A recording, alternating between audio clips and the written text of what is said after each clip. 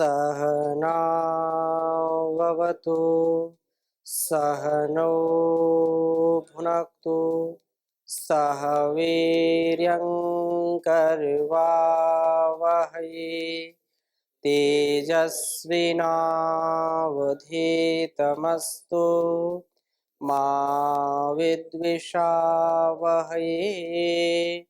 ओ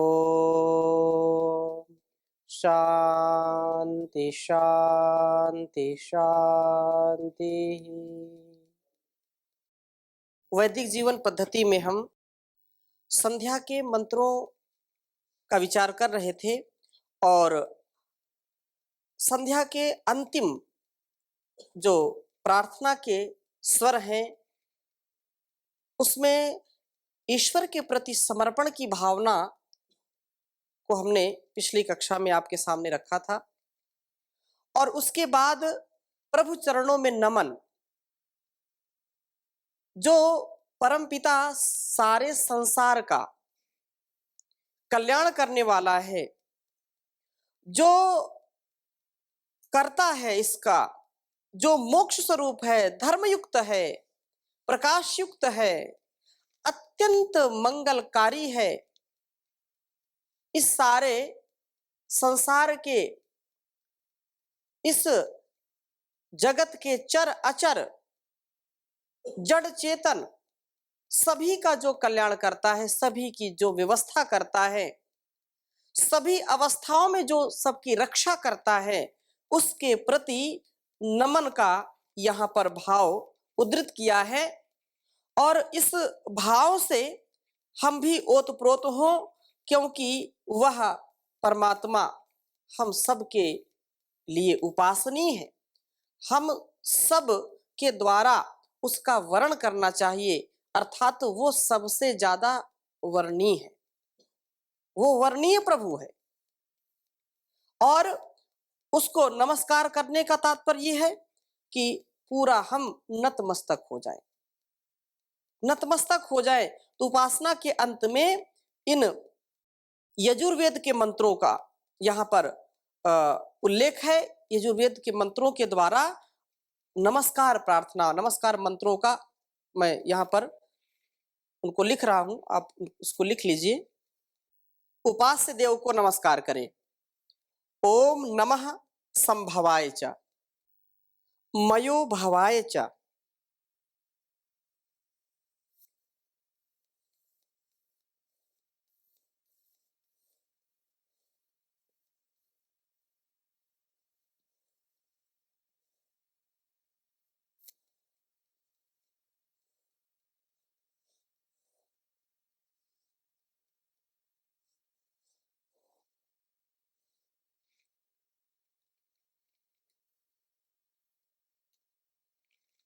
नमः शंकराय च,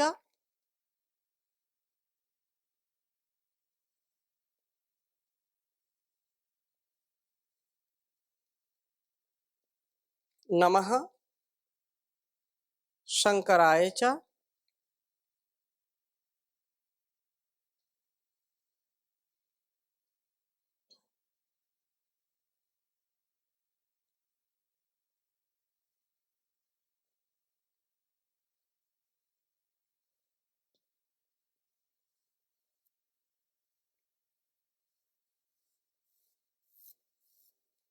नमः शंकराय च, मयस्कराय च,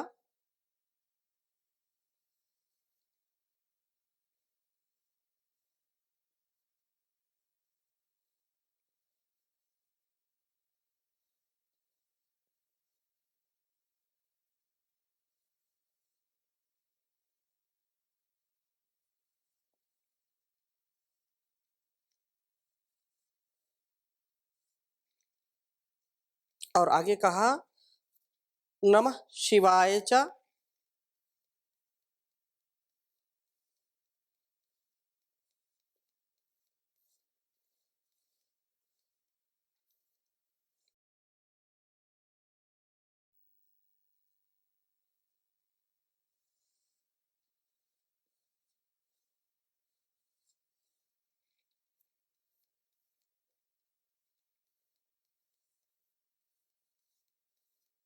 नमः शिवाय च शिवतराय च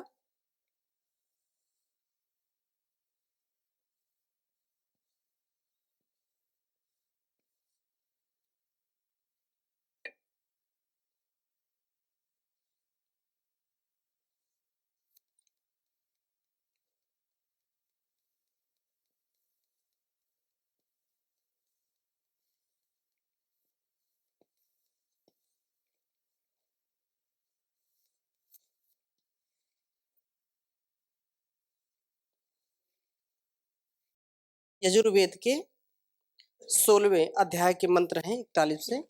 उच्चारण एक बार करेंगे। ओम नमः संभवाय च मयो भवाय च नमः शंकराय च मयस्कराय च नमः शिवाय च शिवतराय च नमः संभवाय च मयो भवाय च नमः शंकराय च मयस्कराय च नमः शिवाय च शिवतराय च। उस परमात्मा के ये विशेष नाम है। कहा कि नमः, नमः नमस्कार होवे। जब हम नमस्ते भी बोलते हैं तो भी दूसरों को नमस्ते होवे, या वो हम उसके प्रति अभिवादन की जो भावना रखते हैं वो ये यहाँ पर अंतर्भावित होती है। तो नमस्कार होवे। संभवाय च, कहा कि कल्याण देने वाले। संभवाय च का तात्पर्य क्या है? कल्याण देने वाले अर्थात कल्याण करने वाले प्रभु को हम नमस्कार करते हैं, उसके लिए हमारा नमस्कार है। च और उसके आगे कहा मयो भवाय च, जो सुख प्राप्त कराने वाले प्रभु के लिए, जो है सुख की प्राप्ति कराता है, हर प्रकार से हमको सुख समृद्धि को देता है, इसलिए वह परमात्मा मयो भवाय च। यद्वा भू सत्तयाम धातु से, और सम जो पहले कहा था सम मयो वा भावयते प्राप्यति, भू प्राप्ति के अर्थ में भी आता है, जो हमको हर प्रकार से सुख की प्राप्ति कराता है। और आगे कहा नमः शंकराय च, जो सममयोवा उपदे क्रिय धातु हो ताक्षल्य अर्थे भवति। कहा कि वह कल्याण करना जिसका स्वभाव है, समकर, विशेष रूप से कल्याण ही करने वाला जिसका स्वभाव है, वो कभी भी अकल्याण करता ही नहीं किसी का। तो ऐसे परमात्मा के स्वरूप को हम नमस्कार करते हैं, उसको बार बार समर्पित भाव से उसकी स्तुति प्रार्थना उपासना करते हैं कि जिसका स्वभाव ऐसा है वो सदैव कल्याण ही करता है। तो ऐसे प्रभु के लिए हमारा नमस्कार है। मयस्कराय जा, जो मयस्कराय का तात्पर्य है कि सुख करना अर्थात सुख देना ही जिसका स्वभाव है, ऐसे प्रभु के लिए हमारा नमस्कार है। हम उसको नमस्ते करते हैं, उसको नमस्कार करते हैं, उसको अभिवादन करते हैं, उसके आगे हम नतमस्तक होते हैं। और च नमः ये शिवाय च, नमः शिवाय च शिवतराय च, जो शिव शिवु कल्याणे धातु है, तो यहाँ पर कहा कि जो कल्याण करने वाला प्रभु है उसको हम नमस्कार करते हैं। और शिवतराय च, अति कल्याण करने वाले प्रभु के लिए भी नमस्कार है। उपासक को कल्याण प्राप्त कराने वाले और सुख देने वाले प्रभु के लिए हमारा नमस्कार है। भक्तों का कल्याण करने और सुख करना हो ही जिसका स्वभाव है, ऐसे प्रभु के लिए हमारा नमस्कार है। कल्याण करने वाले, अति कल्याण करने वाले प्रभु के लिए हमारा नमस्कार है। इस प्रकार से प्रभु भक्त संध्योपासना के अंत में ये नमस्कार करता है। जब प्रभात में सूर्य उदय से पहले हम संध्या करें और सायंकाल सूर्य अस्त के बाद जो संध्या का समय है, इसीलिए इसको संधि काल कहते हैं। जब रात्रि एक तरफ जाने के अस्ताचल की ओर होती, जब सूर्य उदय होता है और रात्रि जाती है, बीच का जो समय है ना, उस समय रात्रि होती है ना बिल्कुल दिन होता है, उस समय संधि का समय होता है, उस समय संध्या करें। और सायंकाल जब सूर्य अस्ताचल की अर्थात जब अस्त हो रहा है, अस्त हो जाए, तो अस्त के बाद फिर रात्रि का आगमन होता है। जब उस समय सूर्यास्त के बाद रात्रि भी नहीं होती है और ना हम ये कह सकते हैं कि बहुत दिन है या अभी दोपहर, ऐसा तो कहते नहीं है। तो वहां भी रात्रि के आगमन, दिन का गमन, और प्रभात में रात्रि का गमन, दिन का आगमन, ऐसे समय पर हम संध्या करें। तो यहाँ जो समर्पण की भावना के साथ यहाँ पर बात कही है कि वह जो परम सुख कारक परमात्मा है, संसार के उत्तम सुखों का देने वाला है, कल्याण करता है, मोक्ष स्वरूप धर्मयुक्त कामों को ही करने वाला, मयस्कराय चा, अपने भक्तों को सुख देने वाला है और धर्म काम से युक्त करने वाला, वह नमः शिवाय अत्यंत कल्याणकारी मंगलकारी है, धार्मिक मनुष्यों को मोक्ष सुख देने वाला है, उसको हमारा बारंबार नमस्कार हो। हे सुख स्वरूप प्रभु, आप हमें संसार के सभी सुख देने वाले हैं, हमारा कल्याण करने वाले हैं, अपने भक्त जनों को सदा धर्माचरण में प्रेरित करने वाले हैं, और ऐसे आप ही जो है सब धार्मिक भक्त जनों को मोक्ष सुख प्रदान करने वाले परम पिता हैं। हे प्रभु, हे परम पिता, आपको हमारा बारंबार शत शत प्रणाम सश्रद्धा नमन है। ऐसी मनोदशा से, ऐसे भावपूर्ण हृदय से जब हम उसको जो है अभिवादन करते हैं, उसके समक्ष अपना समर्पण करते हैं, तो ईश्वर जरूर हमारी सुनता है। कोई कितना भी क्रूर व्यक्ति हो, लोक के व्यवहार में आप देख लीजिए, लोक में भी यदि हमको किसी से कुछ लेना देना नहीं है, फिर भी कोई अपरिचित व्यक्ति भी है, आप उसको दोनों हाथ जोड़ करके नमस्ते कहें, प्रणाम कहें, जो भी अभिवादन आपको अच्छा लगता है, तो उसके मन में आपके प्रति जरूर ऐसा भाव आता है कि इसके माता पिता ने इसको बहुत अच्छी शिक्षा दी है, इसके गुरुजनों ने इसको बहुत अच्छी शिक्षा दी है। तो जो समर्पण है वो हमारे अंदर ऐश्वर्य बढ़ाता है। जो श्रद्धा के साथ अभिवादन करता है उसको बहुत प्रसिद्ध श्लोक है, अभिवादन शीलस्य नित्यम वृद्धोपसेविनः चत्वारि तस्य वर्धन्ते आयुर्विद्या यशोबलम। जो अभिवादनशील व्यक्ति है, जो दूसरों को या अपने से बड़ों को अभिवादन करना जानता है, उनकी जो है सेवा शुश्रूषा करना जानता है, उनको हाथ जोड़ करके नमस्ते प्रणाम करना जानता है, उसकी चार चीजें अपने आप बढ़ जाती हैं। उसकी आयु, उसकी विद्या, उसका यश और उसका बल, वो अपने आप बढ़ जाते हैं, और ये सत्य है। और उसका संस्कार भी इतना अच्छा हो जाता है। लेकिन उसके उस स्वभाव में कुछ लोग दिखावटी करते हैं, दिखावटी नहीं, सच्चे हृदय से हो। जब सच्चे हृदय से होगा तो निश्चित रूप से उस परमात्मा के द्वारा यह बात जरूर आएगी कि वह हमारे जीवन को कल्याण के मार्ग पर निश्चित रूप से आगे बढ़ाएगा, और हम इसी जीवन में पूर्ण तृप्ति को प्राप्त करेंगे। वैदिक संध्या पर बहुत विचार यहाँ पर हुआ, और उसका एक ही सार है कि हमारा जो है पूरा अनकंडीशनल सरेंडर हो, हम बिना किसी चाहत के जिस रोल को, जिस अभिनय के लिए परमात्मा ने हमको बनाया है, हम उसको करते रहें बिना किसी भाव के, मतलब स्वार्थ भाव के। स्वार्थ नहीं आना चाहिए। हम जिस पद पर, जिस उत्तरदायित्व पर, या जिस जो है संबंध को जी रहे हैं, उन संबंधों को भी जीना है, लेकिन सबसे बड़ा संबंध जो परमात्मा के साथ हमारा संबंध है, उसके लिए भी कार्य करना है, और उन संबंधों में अनासक्त भाव से करते रहना है। क्योंकि वह ईश्वर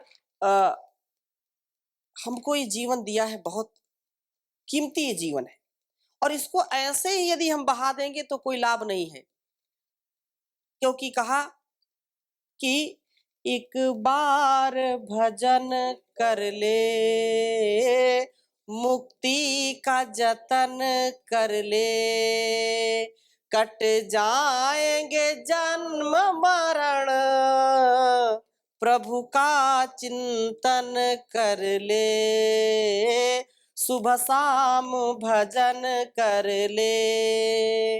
यह मानव का चोला हर बार नहीं मिलता, यह मानव का चोला हर बार नहीं मिलता, जो गिर गया डाली से वह फूल नहीं खिलता, मौका है ये जीवन का, मौका है ये जीवन का, गुलजार चमन कर ले, सुबह शाम भजन कर ले, मुक्ति का जतन कर ले। नर इन कानों से सुन तू ऋषियों की वाणी, मन को ठहरा करके बन जा आत्मजानी, जिह्वा तो चले मुख में, जिह्वा तो चले मुख में, अब ओम जपन कर ले, एक बार भजन कर ले, मुक्ति का जतन कर ले। संसार में चलते चलते कितने थपेड़े हम खाते हैं, कितने बार हम पतित होते हैं, गिरते हैं, काम क्रोध लोभ ईर्षा की जो ठगनी है वो हमको ठग लेती है, हम बार बार अपने दामन को गंदा करते हैं, हमारे चाल चलन में कभी भी कोई त्रुटि आ जाती है तो हम तो भी ठहरे नहीं, उस ईश्वर की भक्ति के साथ उसको धो डालें। इस मैली चादर में है दाग लगे कितने, इस मैली चादर में है दाग लगे कितने, पर जान की साबुन में है झाग भरे इतने, धुल जाएगी सब स्याही, धुल जाए सब स्याही, उजला तन मन कर ले, सुबह शाम भजन कर ले, मुक्ति का जतन कर ले। वेदों में गूंज रही मंत्रों की मधुर ध्वनिया, वेदों में गूंज रही मंत्रों की मधुर ध्वनिया, बलिदान के इस युग में तू गूंथ नई कणिया, अब तो प्रभु के आगे, अब तो प्रभु के आगे नीची गर्दन कर ले, मुक्ति का जतन कर ले, सुबह शाम भजन कर ले, कट जाएंगे जन्म मरण, प्रभु का चिंतन कर ले, मुक्ति का जतन कर ले। तो ऐसे जब हम मंत्रों के साथ साथ अपने भाव विचारों के साथ साथ उस ईश्वर का चिंतन करते हैं, ईश्वर परिधान करते हैं, तो हमारे अंदर असीम सामर्थ्य उत्पन्न हो जाता है। हम इस भोग की दुनिया में सक्षम हो जाते हैं, उनसे युद्ध, हमारे अंदर भी युद्ध चल रहा होता है और बाहर भी युद्ध चल रहा है। लेकिन जो व्यक्ति उस ईश्वर की भक्ति भावना से उसके प्रति सदा नतमस्तक रहता है, उसको सदैव याद रखता है, जो सबका कल्याण करने वाला है, तो मेरा भी वो कल्याण करेगा। उसके प्रति जब कोई शंका नहीं होती है, तो निश्चित रूप से वो इस भवसागर से तर जाता है, और जो शंका करता है वो मर जाता है। इसलिए उस परमात्मा के प्रति पूर्ण समर्पण, यहाँ जो संध्या के अंत में जो बात कही है कि यह पूरा समर्पण हो और नमस्ते, उसको नमस्कार करें, सश्रद्धा प्रणाम करें, शत शत नमन करें। नमन करने से हमारा अहंकार भी जाता है। नमन करने से हमारे अंदर सेवा, सत्कार, कृतज्ञता का भाव बढ़ता है। इसलिए चिंता छोड़ करके अपने जीवन को उस प्रभु के हवाले कर दें, और जब प्रभु के हवाले कर देते हैं तो निश्चित रूप से वह हमारी रक्षा करता है। वैदिक संध्या की बड़ी चर्चा हुई और विस्तार से इस पर विमर्श किया। इस पर यद्यपि कितना ही इसको बढ़ाएं, इसका कोई अंत नहीं है।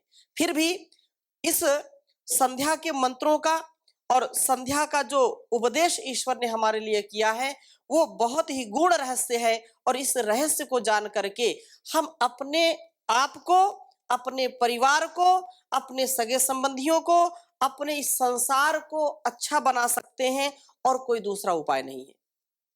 हम अपने तन, मन और वचन को ज्ञान के आधार पर श्रेष्ठतम बना सकते हैं, और यदि इस पर चिंतन नहीं किया तो हम पशु से भी नीचे गिर जाएंगे।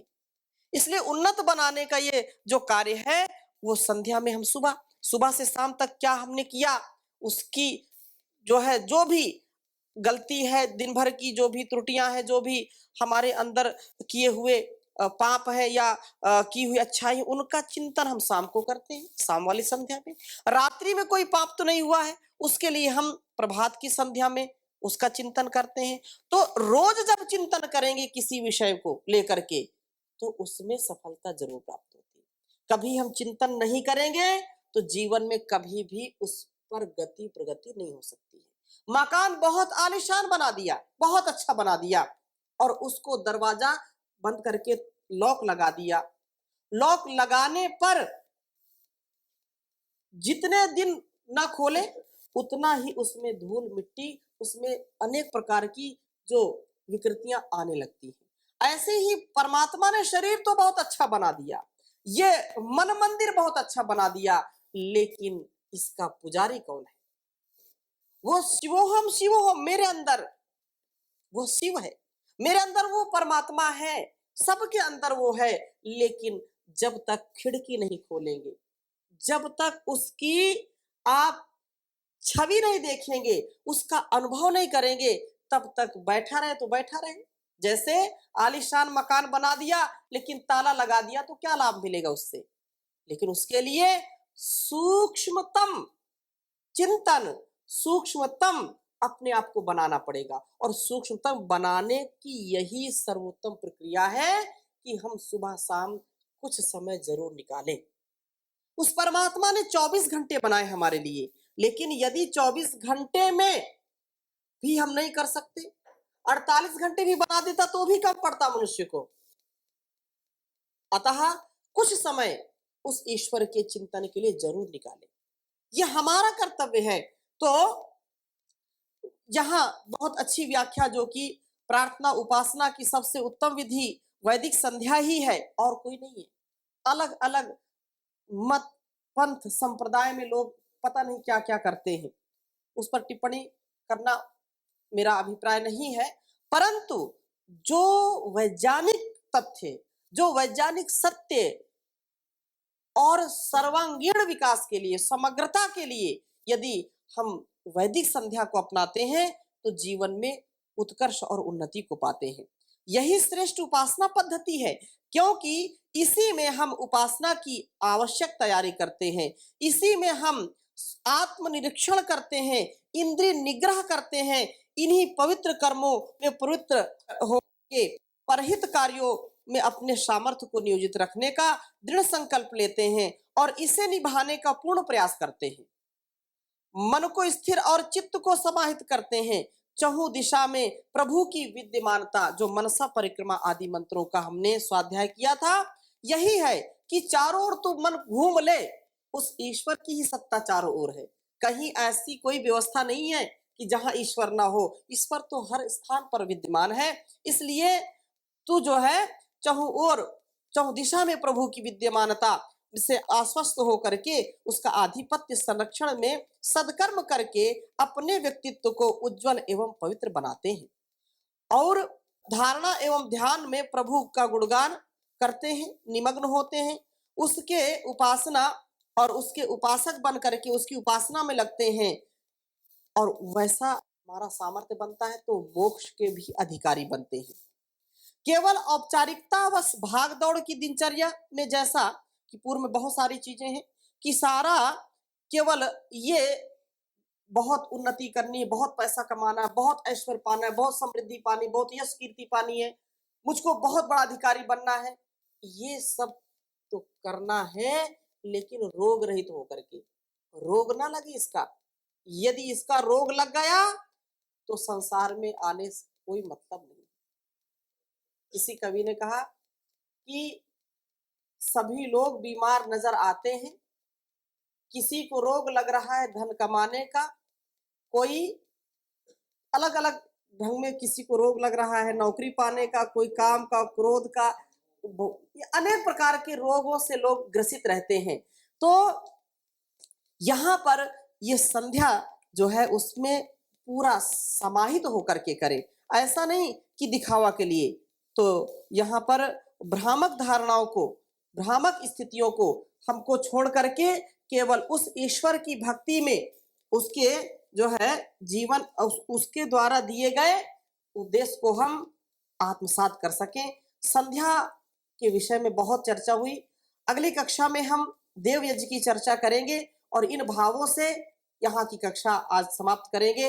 अब सौंप दिया इस जीवन का सब भार तुम्हारे हाथों में, है जीत तुम्हारे हाथों में, नहीं हार तुम्हारे हाथों में।